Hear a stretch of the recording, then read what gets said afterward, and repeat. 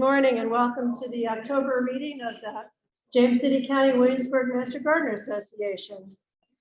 We're delighted this morning to have our own Rick Brown to give us an update on the Colonial Williamsburg Arboretum project. I'll let Bill further introduce him, although I'm not sure he needs any introductions.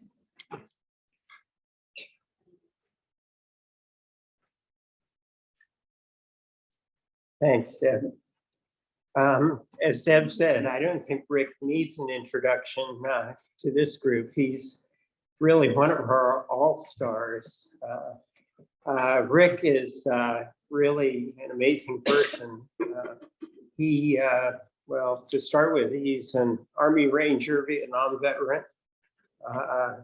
He then went to law school, had a successful law practice for many years in West Virginia, retired fortunately in Williamsburg, and we've been the beneficiary of his retirement years. He became a master gardener and then became a tree steward. He's been involved in just about every project, I think, in Master Gardeners. He's been, in fact, the vice president in charge of projects. He's been in charge of the tree stewards in our unit. He's, been involved in Colonial Williamsburg up to the wazoo, not only with the Arboretum, but also in all the gardens. He's been involved in the ARC program. He's been involved in Maddie's Gardens. He's been involved in just about everything you can imagine. He's just an amazing individual who just gives and gives and gives. And I think, as you'll hear in this program, he and some of the other individuals in the room started the Colonial Williamsburg Arboretum. And I think it's something we all can be very proud of. So with that, I'd like to introduce Rick Brown, our speaker today.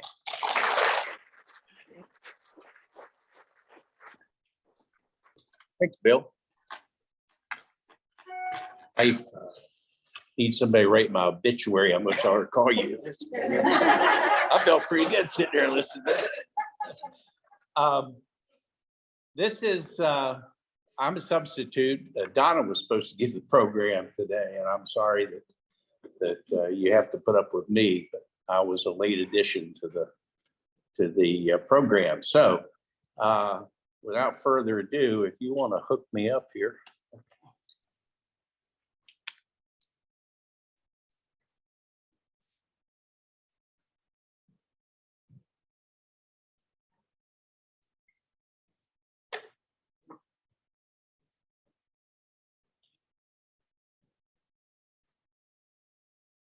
Start broadcast. There you go. Thanks. All right.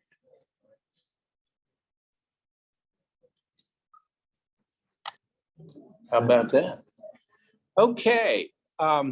This is the CW Arboretum project, which has been ongoing since a group of us, there were 6 of us that took the tree steward course in 2018.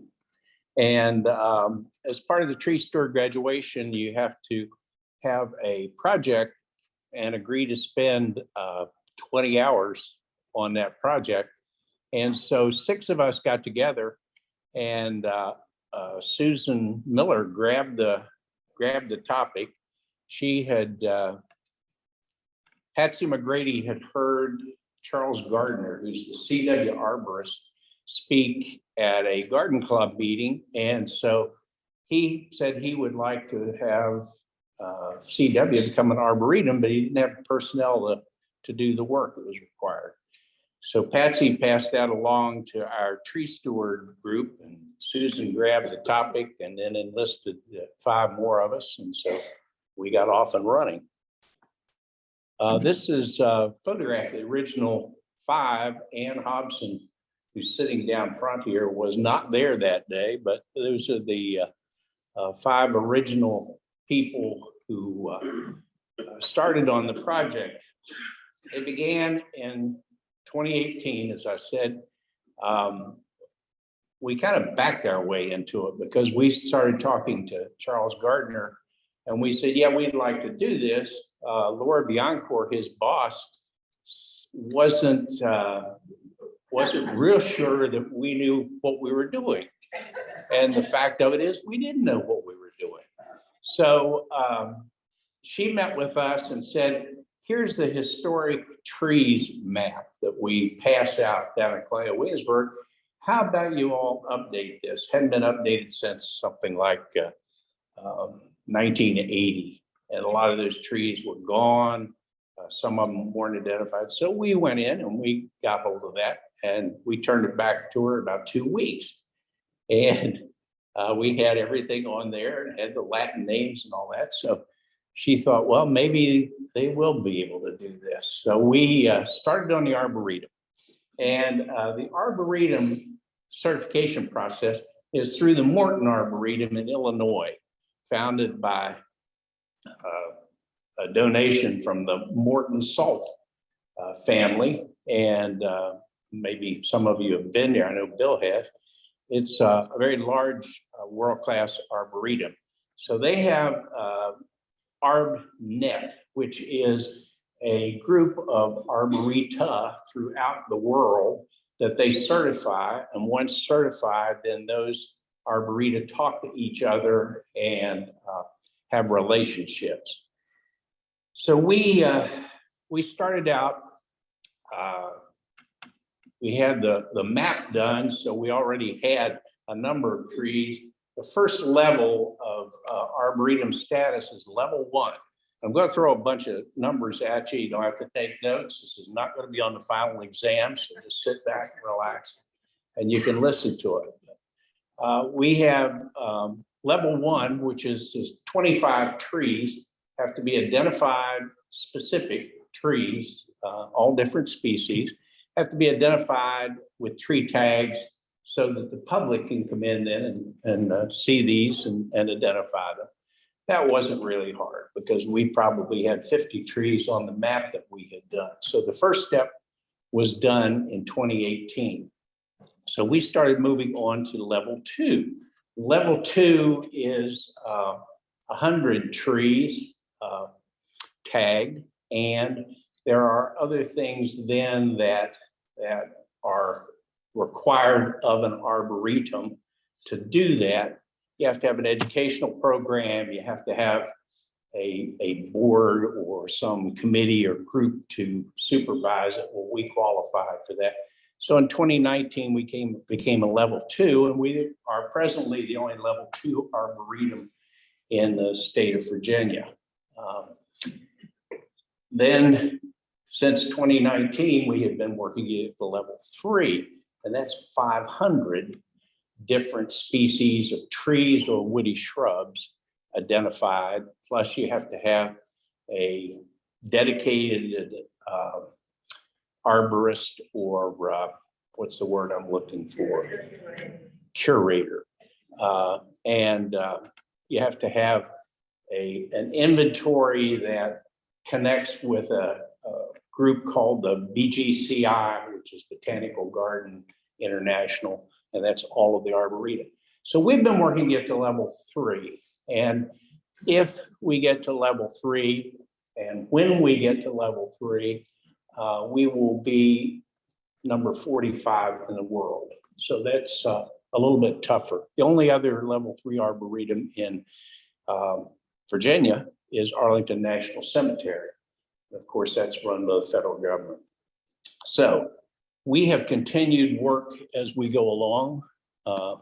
We have enlisted new volunteers last year. We had COVID affected our project just like everybody else. And so there was a lot of things that we couldn't do because Colonial Williamsburg had shut down. But we, this year, added additional. In 2020, Bill Dichtel came on and became a member of our project. And then this year we added these folks Barry Holland and Sharon weren't here. Sharon Marshall weren't here for this photograph, but that's our happy group of people that get together and do the work. Right now, we perform maintenance in the Arboretum. We have a weekly maintenance project that we go out and we trim the trees, we cut brush from around them, different things like that. And then we also have meetings monthly with the Colonial Williamsburg staff.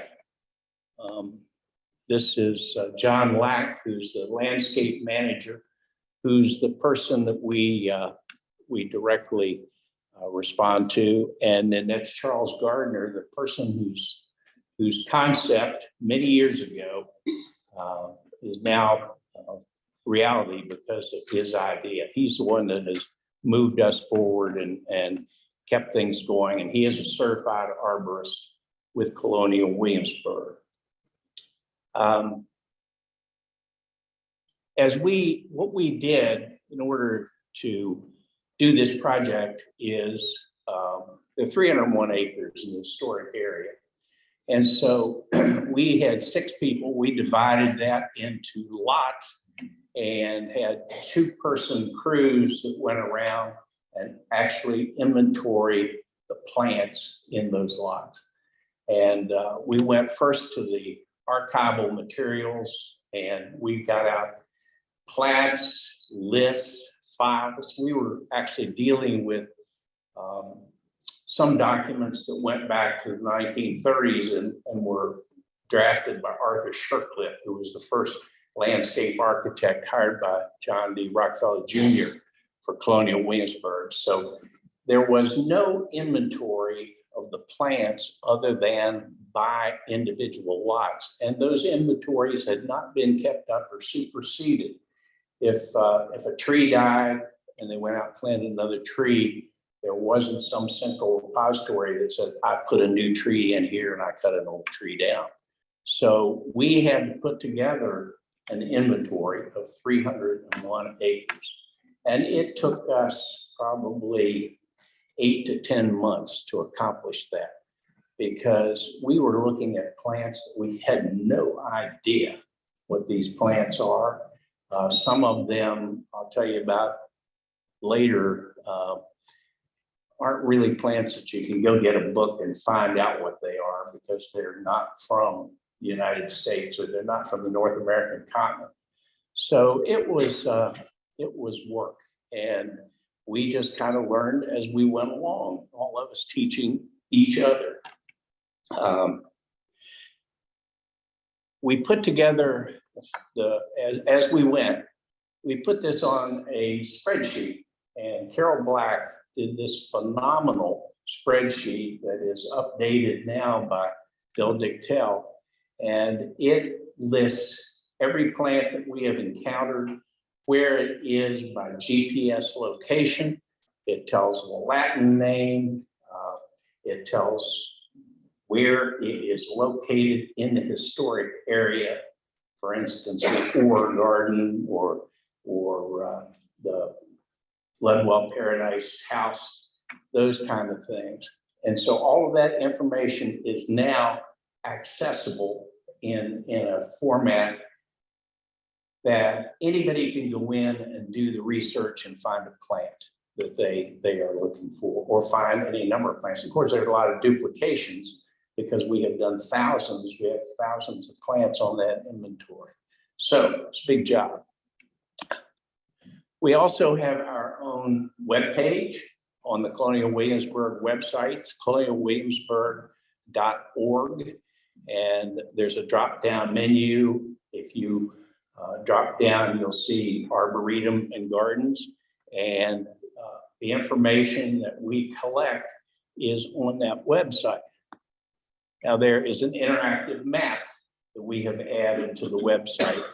And this map has Colonial Williamsburg maintains this website. I'll tell you later how the information gets on there. So it's not updated regularly. But this has all of the trees in the Arboretum are there in either blue or red, and red signifies the a tree that is in the Virginia Big Trees program. In other words, that is the largest tree that's been identified of its species in the Commonwealth of Virginia. And we have 30 state champions located within the Colonial Williamsburg properties, and we have 4 national champions, which means they're the largest of their species that have never been identified, turned into a national register. The flowers on here are the iconic gardens that you would see if you went into Colonial Williamsburg. And then down here in the far right corner, the orange represents trees that have been identified and tagged on the Bassett Trace Nature Trail, which is also part of the Arboretum.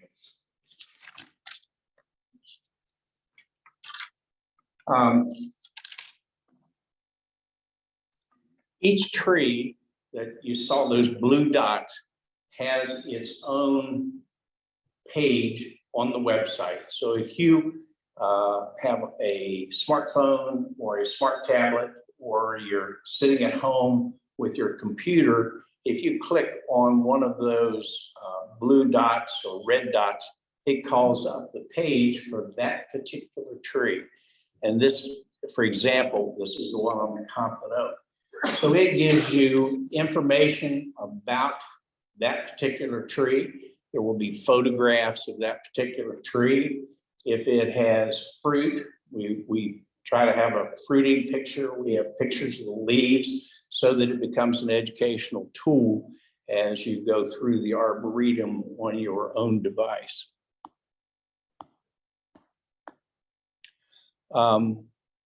Again, it has information. This is the information, some of the information that's located there about the Compton Oak, which is, if you've been to Colonial Williamsburg, you know where the Compton Oak is. It's behind the courthouse. It's the largest tree in Colonial Williamsburg.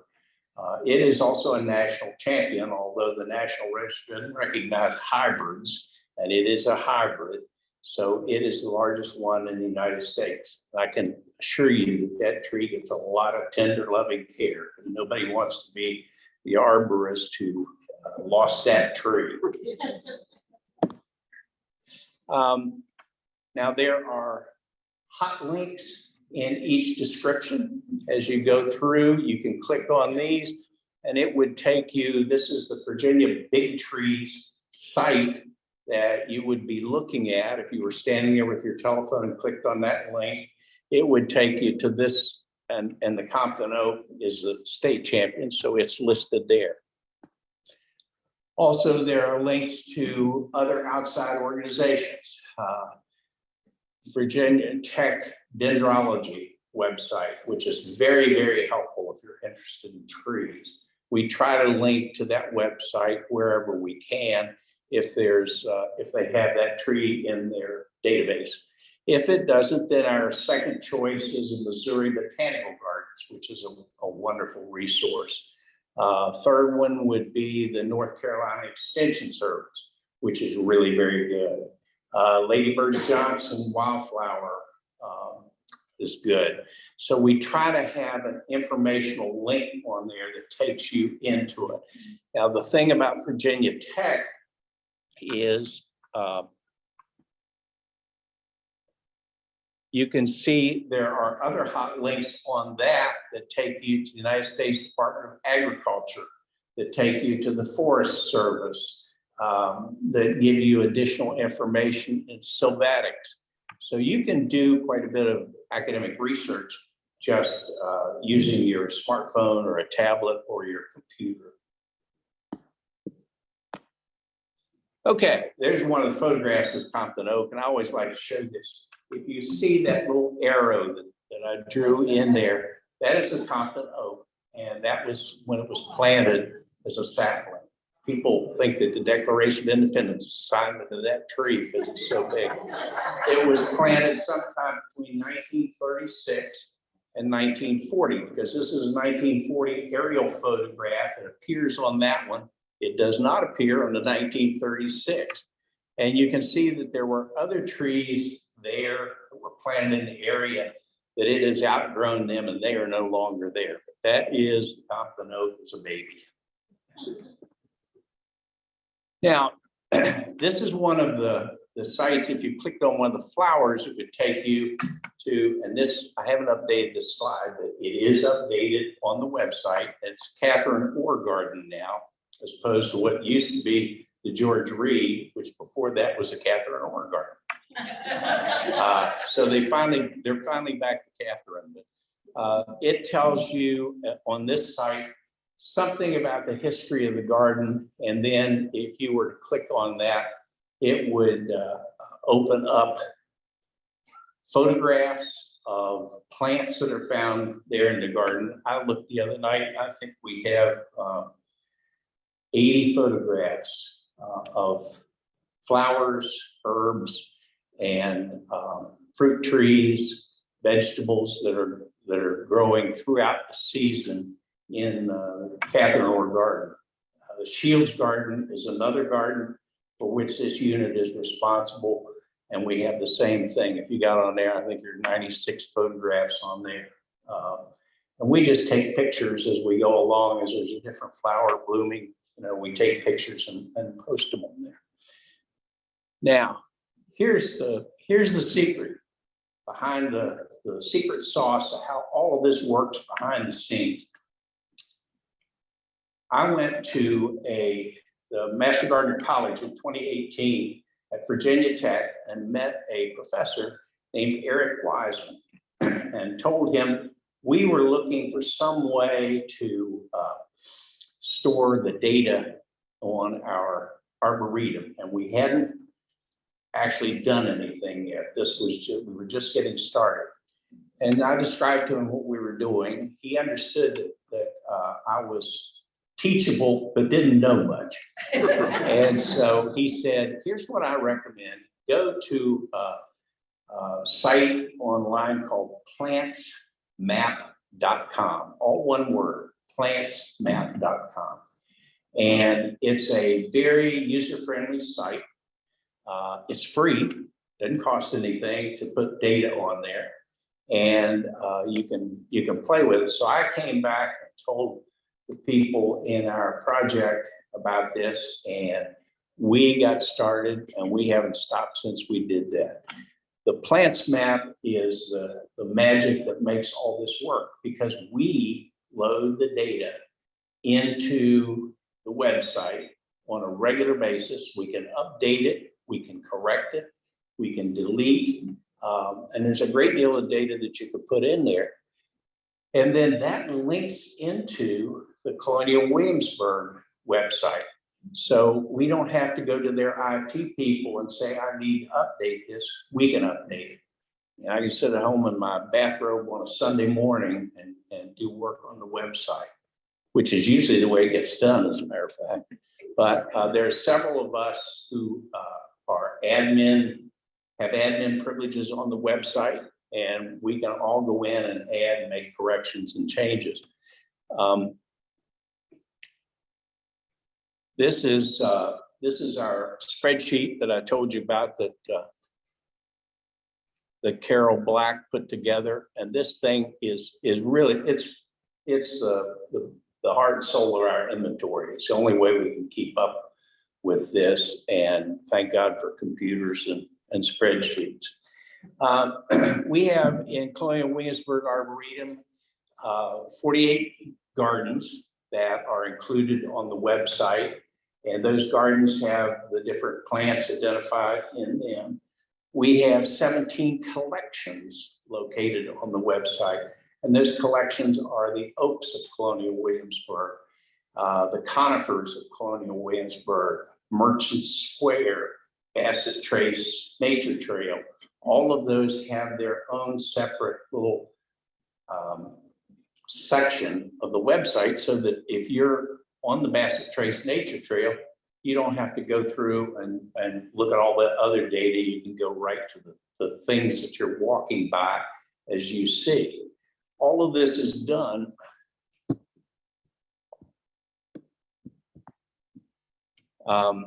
It's a nature trail. All of this is done using these signs that we have made, and these were made for us by Plants Map. That was part of their attractiveness to us because they had the website, and if you wanted to, you could produce an order blank, and they would produce the signs. So these are the signs that we have made up. They have QR codes, which are readable using, again, a smartphone or a smart tablet. And that takes you into the website. So if you're standing looking at, that looks like a persimmon there. Says on it, persimmon, that's how I knew that. You thought it was going to the park. If you look at that tag, it takes you into the website, and you can walk down the trail or through Colonial Williamsburg, just looking at the various trees that are located in there, and do the research.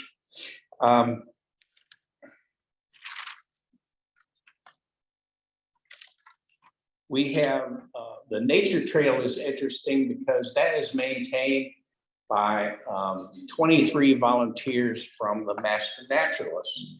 And the master naturalist works with us.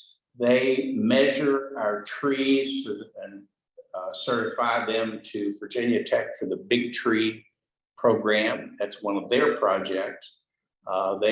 We have 5 people per week that walk the nature trail, pick up trash, report down the trees, pick up limbs, check on the safety. Lately, if you're a fan of the nature trail, you know that we have been closed for 4 weeks because we had a coyote problem. And the coyote problem did not affect the golf courses, strangely enough. But they closed the nature trail for 4 weeks. And someone had reported that they and their dog walking on the nature trail, and a coyote was aggressive. And so we suggested, well, maybe you should just ask people not to bring their dogs on the trail and see if that works. But they didn't. They closed it for everybody on the nature trail. So at the end of 4 weeks, these are gone, I guess, because we haven't seen any. I personally have been involved in the nature trail for 5 years. I'm out there 2 times a week, and I had never seen a coyote. But it was closed for a period of time. So it's back in operation now. We work with master naturalists on that.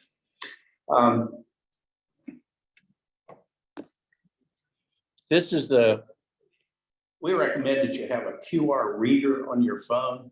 Most of the later generation iPhones or Androids have a built-in QR reader, which doesn't seem to work all that well, but you can download a free reader, and it's the same thing you use in a grocery store or anyplace else to read barcodes or QR, and it seems to work a little better. Now this is this project in the Arboretum is something that 6 of us or 11 of us could not have done by ourselves. I was trying to count last night when I was preparing for this.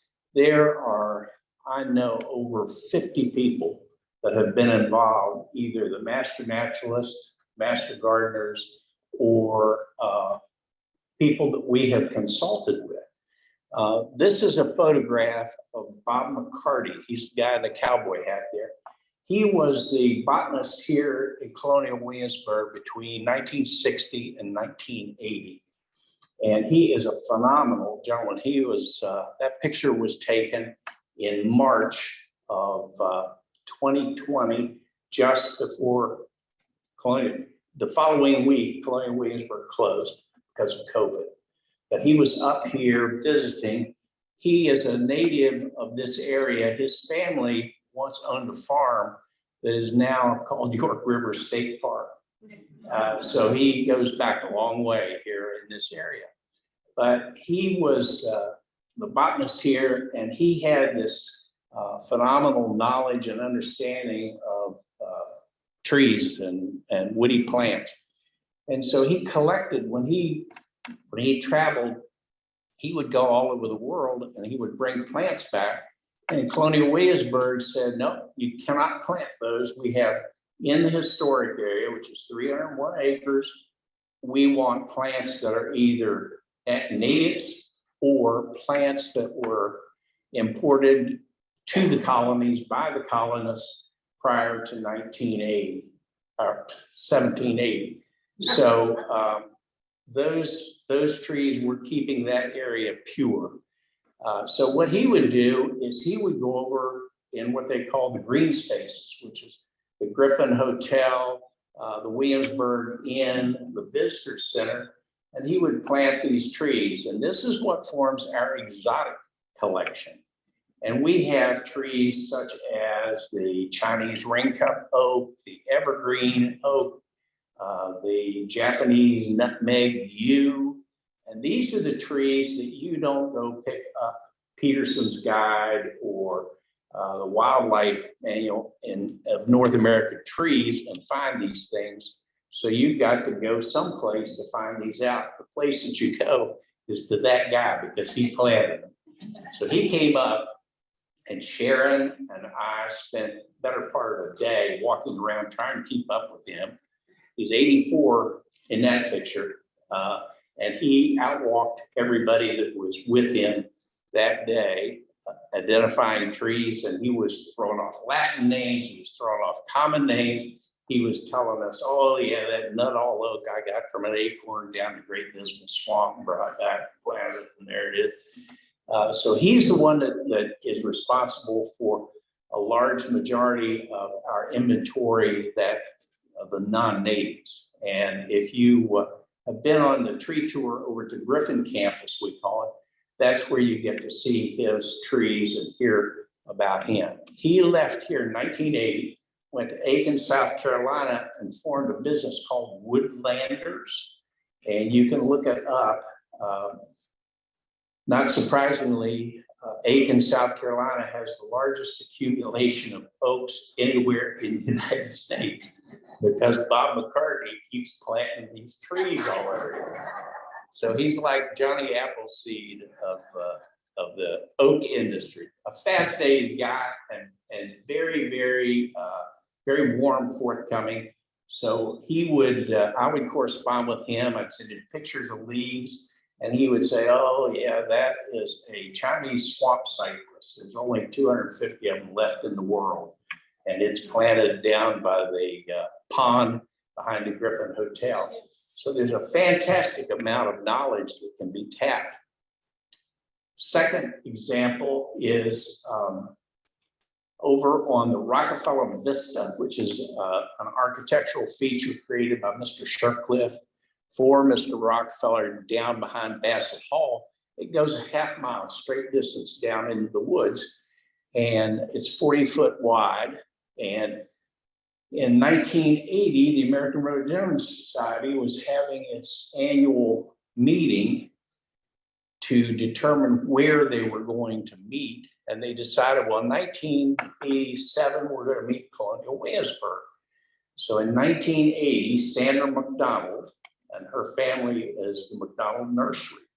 Dr. Sandra McDonald, she's PhD, donated a number of rhododendron species which were planted on the Rockefeller Vista. And if you've been down that vista in the springtime, you know that there's these gorgeous rhododendrons down there. So we, as a project, maintenance project, went in and cleaned up around all of these rhododendrons and pruned the plants down and tried to make them look a little better than they look. But again, this is one of those things, all of them are different, and we had no idea what they were. There was no map anywhere. So I got in touch with a former president of the American Rhododendron Society, Dave Banks. And Dave Banks recommended that I talk to Sandra McDonald. And I talked to Sandra, she was also a former president, and she lives down in Hampton. She's elderly and she doesn't travel a lot. And so on Saturdays, I would be with my iPad on a Zoom call, walking up and down the Rockefeller Vista, showing her the blooms as these things bloom, and she identified. She also had an original copy of the order blank from 1980 that identified what plants they had in their inventory then. So we were able to do that. Hollies, there are hollies all over Colonial Williamsburg, and we had no idea what those were. So we got in touch with the Holly Society of America. They had a group of people that they put together, and Stacy went around and inventoried all of these hollies, took pictures of them. We sent them to them and they identified the hollies for us. So there is a real effort here to get expert advice to try to be accurate, number one, but also to try to find out what these plants are, identify them and list them so that we know once and for all where they are, what they are, and how many we have. This is, as we work our way, the secret is that we are over 500 species of trees and shrubs. So we now have in our inventory or on order trees that will put us into level 3. The rest is up to Colonial Williamsburg because there's some expense items involved. Everything I've showed you to date has been done with a budget of 0. There hasn't been anything spent in order to accomplish this because the website is free, the labor is certainly free. And the only thing that they now are doing is we are acquiring new species to add to the inventory to keep our number at a 500 level so we can turn it in. Anybody know what this tree is? It's an American chestnut tree. And that is planted over on the Bruton Heights campus. We got several, the Chestnut Foundation of America donated a number of chestnut trees to us. We have some hybrids. This is a pure American chestnut that comes from a tree producing nuts that is blight resistant. And so I literally go over and look at that tree about once a week to see if it's got the blight yet. Because if you know chestnuts, you know they grow up, they get to be 5-10 feet tall, and then they get the blight and die back. But I'm hopeful that that one is going to take, and we'll have our very own chestnut tree. So we're doing a lot of that. They're buying some additional rhododendrons to increase our inventory. We have an azalea inventory, and try to keep ahead of the game, because people like Bob McCarty in 1960, between 60 and 80, planted what has become our Arboretum. And so, you know, the person who plants a tree now, knowing he'll never sit under the shade of that tree, is a person who understands the meaning of life. And so that's what we're trying to do. We're trying to get ahead of the game to keep the inventory and keep it interesting. There's an educational component that is required of any certified Arboretum, and we work to certify that.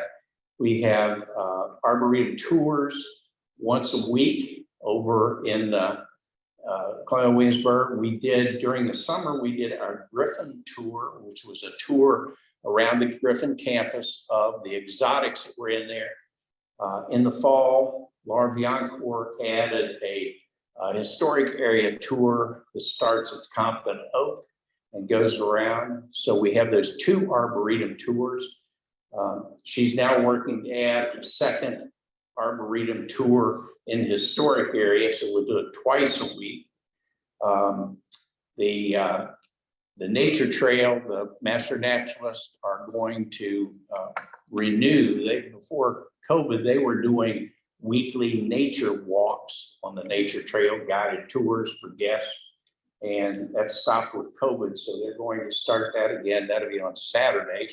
So you can take a nature walk down the nature trail. It's about a quarter of a mile down and a quarter of a mile back. So that's the educational component. We're trying to team up with the Colonial Williamsburg Teachers Institute in order to train your teachers on natural type subjects involving trees and woody shrubs and plants, which is a next logical step. With the information we have in our database, we're able to communicate with other arboreta. So it's a pure educational effort. Through all of that, what overlays the work that we do is the fact that we are master gardeners and tree stewards, and that is publicized through this website. It's publicized through signage. If you click on any of those codes, it tells you who is responsible for doing that work. So that we're getting the name of the James City County Williamsburg Master Gardener Association out there in front of the public. And it's part of our educational mission of Master Gardeners. You may know that we have recently had the information about the boxwood blight. We have a collection of boxwoods, some of which are blight resistant, some of which are obviously not blight resistant. So we're participating, Colonial Williamsburg, I say we, Colonial Williamsburg is participating in a study of what can be done to prevent the boxwood blight. That's all part of the service of the Arboretum.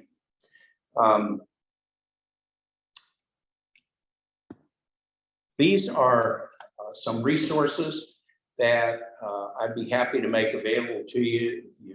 If you ask, I can send you the slide. Colonial Williamsburg is the motherboard or the location for the information for the Arboretum. Virginia Big Tree, Virginia Tech Dendrology. The plants map, of course, I've explained to you. Plants map, incidentally, was organized by a man named Bill Blevins and his wife, Tracy.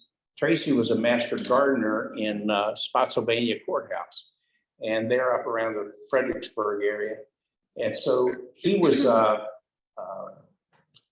he worked as a computer technician for a company, and he just naturally had the wherewithal to put this together. And so if you get on, and I encourage you, sign on to plantsmap.com and become a follower of Colonial Williamsburg Arboretum. Why? Because in this day and age, that's the algorithms that make us move to the front of the list as far as the number of people who are looking at our Arboretum. It also will show you that there are a number of other Arboretum throughout the United States that use PlantsMap as their database, and you'll get to see it. You can set up your own free page with all of the plants in your garden if you want to, and you take the pictures and you can save them, and you can have your very own little space in there if you want to set up your PlantsMap. We use Flora of Virginia. That's an app, but it's about $20 a year. Or it's a one-time $20. It's a $20 one-time cost. But it has a lot of plants and things that you can use. Plant Snap is one of these little apps that you go around and use to identify trees. If you don't have a book with you and you don't know what it is, it's right sometimes. The thing most of us use most is Picture This, and it is a wonderful app. It does cost about $29 a year, but it's 75% of the time it's right. Now, it won't tell you what Chinese raincup oak is, but it will tell you most American origin plants and help you identify. So all of those are resource tools that we use. I can tell you the library in my house has increased exponentially when I got involved in this because I started buying tree identification books. And I'd find one that did have a Chinese ring cup oak in it. And then I didn't have the Japanese nutmeg yew, so that I'd have to buy another book. And I have joined, I'm a member of the American Rhododendron Society, I'm a member of the American Boxwood Society, I'm a member of the American Holly Society. All of these folks that have helped us, we join in order to become members and kind of help them out with information too. This is a fantastic project, and it not only satisfies the unit's need to educate the public, it satisfies my need to educate me. And I think everybody in our group would agree that they know a whole lot more about trees, woody shrubs, and plants than they knew back in 2017, because it's been a real educational experience. We all work well together. We all like each other. We get along. We don't really have a project leader. Certain people in the project step forward and do certain things. And the new people that we brought in that became volunteers this year all jumped in and they just went to town. I think they enjoy it too, if we don't work them today. But it is a good project. It's a good learning project. So when we started this project, I can guarantee you that there were 6 people that had no idea how to form an arboretum, how to put it together. And now we could go out and give lessons on it if anybody wanted to. In fact, we have given a couple lessons to people up at the botanical gardens, and some of our people helped the Williamsburg landing, which just qualified as an arboretum this past month. So those are both level 1 arboretum, but you can actually learn this stuff and then teach somebody else. And that's what Master Gardener is all about. So how do you get to the Arboretum? You just walk through any gate in Colonial Williamsburg. Some woman came up to me one time. I was putting signs on the tree, and she said, "Excuse me, can you tell me where the Arboretum is?" And I said, "Ma'am, you're standing in the middle of it." And that's the way the Arboretum works. I mean, it's once you go into Colonial Williamsburg, it's all around you, and all you have to do is be able to enjoy it. So there's 6 people could tell you how to form an Arboretum, and it's the same way it's a recipe for eating an elephant. You start with the right ear and you work your way in. And that's the way we did it. Any questions? On that chestnut, does it have to be a real chestnut or can it be a hybrid? Question was, does it have to be a real chestnut or be a hybrid? To do what? Well, this is another subject that would last an hour if we got into it, but there are 3 ways that you have chestnuts that survived the blight originally, and there are some. You have a program through the American Chestnut Foundation that is trying to crossbreed back to, they crossbreed with the Chinese chestnut in order to develop enough of the genetic components to resist the blight. And there is an ongoing project which has not yet been approved by the Food and Drug Administration, which is a genetic modification of the DNA for chestnuts that would make chestnuts blight resistant. So there are 3 ways you could do it to have a chestnut tree. Preference would be for a Native American chestnut, but that's not going to happen because they die. Anything else? Okay. Well, this is thank you for your attention. This is something I could talk about all day. If you ever get around me, you probably will hear me talk about all day. But it's something we really enjoy doing, and I recommend that the next time we have openings, if you'd like to become volunteers, we can use all the help we can get, because we really like it. Contact you. volunteer or? Question was, do you contact me? Colonial Williamsburg, you have to become a Colonial Williamsburg volunteer. And you have to go through the vetting process that they have.